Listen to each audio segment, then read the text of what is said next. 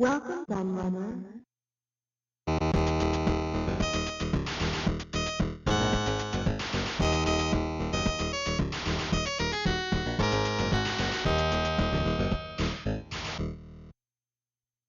Hello, Kieran, aka the Laird here, and I'm back with another Bookazine review. I've got a few of these that I had to get through, so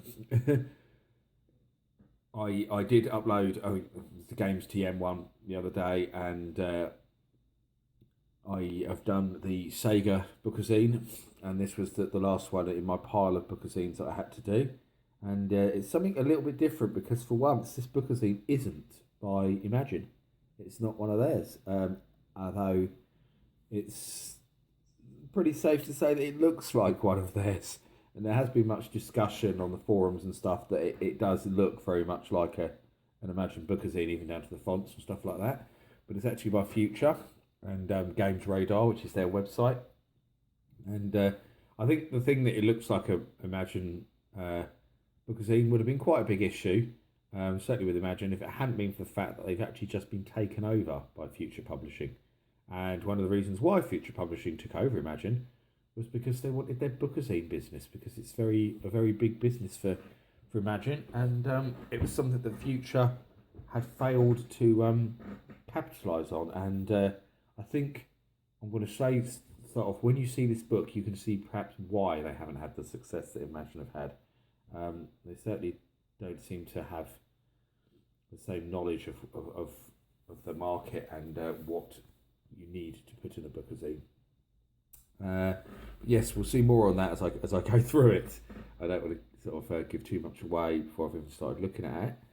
So there we go. Cover's quite nice. All these little sprites. You've got Monkey Island and Green Beret and Dizzy and People 2, Back to School down there, Prince of Persia, Bubble Bobble. So there's lots on there. Cool little sprites. And you'll notice though that it only covers quite a limited range of machines, and that is because, as you'll see once I go into the magazine, that the Bookazine itself only covers a very limited range of machines. So I'm not sure what thought process went into doing it this way. It seems really strange. But basically you've got the Spectrum to represent 8-bit computers, the Amiga to represent 16-bit computers, the Mega Drive to represent 16-bit consoles, the PlayStation to represent 32-bit consoles, but then you've got the N64 as well, which is the same generation as the PlayStation. So you've got a Nintendo machine, Sony, Mega Drive, Sega, Sinclair, and Commodore. So they've chosen those machines for whatever reason, all different manufacturers. But there's some strange, like a lot of people would kind of automatically, I think, expect the SNES to be in there, and it's not. So that's the first kind of weird thing. It seems strange that you'd have the Spectrum but not the Commodore 64. I think a lot of people will probably agree with that as well. And there is no Atari at all in here. And you would have thought if you're going to do a kind of generational thing, which they've kind of done, apart from those two being the same generation, is you would have thought they would have probably put the Atari 2600 in, but they haven't. So I'm a bit baffled as to why they chose what they did. I mean, if they were going for a UK audience, which you might think they were, because the Spectrum obviously was the most popular 8-bit here, the Amiga was marginally the most popular 16-bit computer over here. There wasn't that much between the Amiga and the ST in terms of sales. So not as much as a lot of people seem to think there is, but when you actually look at the figures, because people seem to forget that for many years the ST was very much the top dog, and it was only in the later years that the Amiga took over. The Mega Drive outsold the SNES here, so that would make sense. The PlayStation obviously ruled that generation, but then you'd think, why don't put the N64? So if you're doing it like that, there's other machines that would have arguments for inclusion. Again, Atari 2600, you'd think most notably would be in there, but no, apparently not. So that's the ones they chose. Interestingly, actually, go back to that moment. I read a poll, actually only yesterday. It was an online poll that a website did. I can't remember what the website was called now, But they did this poll with UK gamers, and they interviewed a lot of people. I was actually quite surprised when I saw the amount of people who had voted. It was a very, very large number. And in that, the Mega Drive got voted UK's favourite console ever. It was top by quite easily. It was it was way up the top. And second place was, believe it or not, the Nintendo 64. And I was quite surprised at that because the PlayStation was actually third. So the PlayStation was behind the N64. And the SNES was I think was a couple of places down after that, quite a few places down the list. So it was quite surprising to. I mean, it reflected obviously what happened back in the day, but things are different now because people have the benefit of being able to play anything with emulation and stuff like that, and it was an interesting look at things anyway. I know the Atari 2600 I was actually third place, sorry, and then it was the PlayStation. The Atari 2600 was above the PlayStation again, which means it probably should have been included in that list. But so there we go. Oh, a little very brief bit about the Spectrum. And it goes into games. It's all very paint by numbers, as you'll see. So it started off with really obvious stuff. Manic Miner. Yeah, obvious. R-Type. Good to see that in there, actually, but it is highly regarded as one of the Spectrum's best arcade conversions. Chucky Egg, Green Beret. Some stuff on Ocean, of course. Night Law. Jet Set Willy. So nothing really surprising so far. Horoscope Skiing, which is quite nice, I suppose, to see one game from the early years. But a well-remembered game. Lords of Midnight. Dizzy, unsurprising to see that. The Amazing School Days. Head Over Heels. Death Chase, which got voted best Spectrum game, I believe, by Your Sinclair. So all the Spectrum games, there's nothing really that surprising there. Then it goes into Amiga, a little bit about it. There's no real history of any of the systems. It is more about the actual games. So, Secret of Monkey Island. Prince of Persia. I mean, it does make you wonder straight away when you start going through these, actually, whether they could have not just said, maybe kill two birds with one stone and said ST and Amiga, because a lot of the games here were on both, and they were pretty similar on both. So again, can afford a sensible word to stop that more than the ST though, admittedly. But Bitmaps, I mean, all their stuff was on the ST first, and then the Amiga. Lemmings.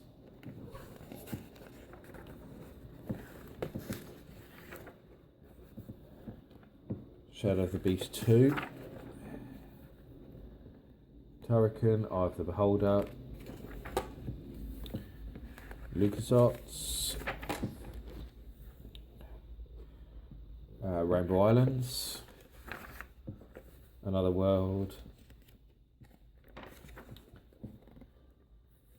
Apedia. That wasn't on the ST, but there's not much there. So now we've got the Mega Drive. So most of those games were on the ST as well. So there we go. Again, tiny little bit of history. Not much though. I think it does mention the SNES though, worth mentioning there. I think it actually does say something about the SNES. Yeah, it just mentions that the SNES was its rival really. It doesn't go into much more detail. So obvious starting with Sonic. Alter Beast, obviously that was the original pack-in with the machine, so it's not surprising to see it included. Knock the camera again, I keep doing that with my arm. Desert Strike and Strider. A little article on EA, big part of the Mega Drive years. Streets of Rage, obviously. Again, Toe Jam and L, one of my all-time favourite Mega Drive games, but again pretty obvious. Earthworm Jim, Golden Axe, Fighter Spotlight. So looking at all, so really, the Fighter Spotlight really all looks at Mortal Kombat and Street Fighter 2. So it's really just empty. Castle of Illusion, Echo the Dolphin, Micro Machines, and then into the PlayStation. So again, we're just going to find it's pretty paint by the numbers. Final Fantasy, Metal Gear Solid. Sorry for all I'm doing is repeating names, but there's not really a lot of interesting stuff to say about the magazine. It's very screenshot heavy as well, you'll notice. There's not an awful lot of text. Whoever the writers were on this, they didn't really have a great deal of stuff to do. Wipeout, Crash Bandicoot, Tomb Raider.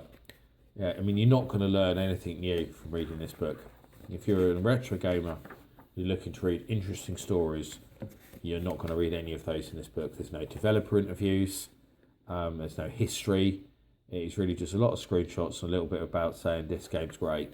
And that is pretty much this magazine, Bookazine even, in a nutshell, really. Namco, Castlevania, Silent Hill. You could almost guess the games that are going to appear in this. X-Men vs Street Fighter, and they're quite funny in that they've put that there, and it was much better on the Saturn. All 2D fighters were better on the Saturn. Nintendo 64 time. So starting off with Mario, then probably Zelda. Oh no, it's GoldenEye, sorry. Star Fox, F-Zero, yeah. Rare. Then Zelda, there we go, I knew it'd be there somewhere.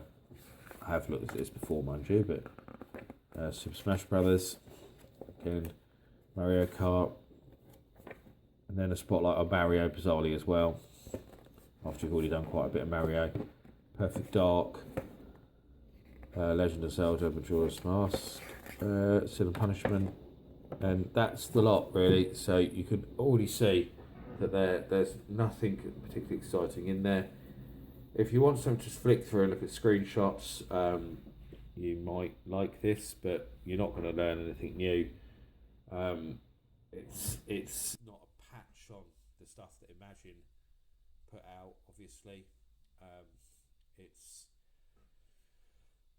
I think the word for it is bland. I don't want to say it's terrible because it's not badly written.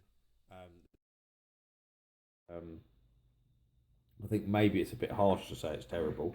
You know, they haven't got. It's not factually incorrect.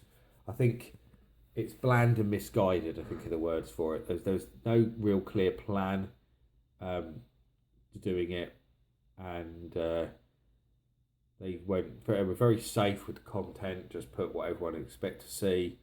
Not a lot to read in it. So yeah, it's a tenner. I picked it up at W.H. Smith's. So you can get it there.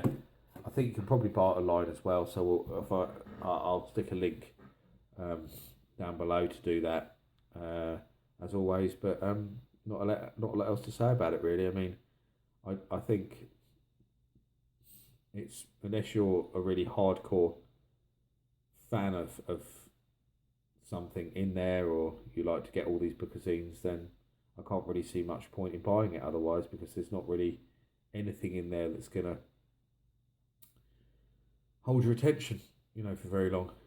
So yeah, quite disappointing. But I thought it was worth picking up and reviewing anyway.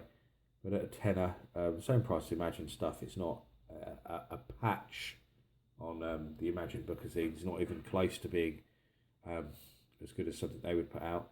And interestingly, it does say Volume 1, so it would make you think that they're intending to do further editions, but I would have thought now they've taken over Imagine and they've got their bookazine business, I wouldn't have thought we will see any more of these. I think they'll just leave it to Imagine to stick to what they know best. So that's been a look at Classic Gaming Volume 1 from Future Publishing and Games Radar. And that's that's it really. I'll see you all again soon with another video. Thanks for watching. Bye bye.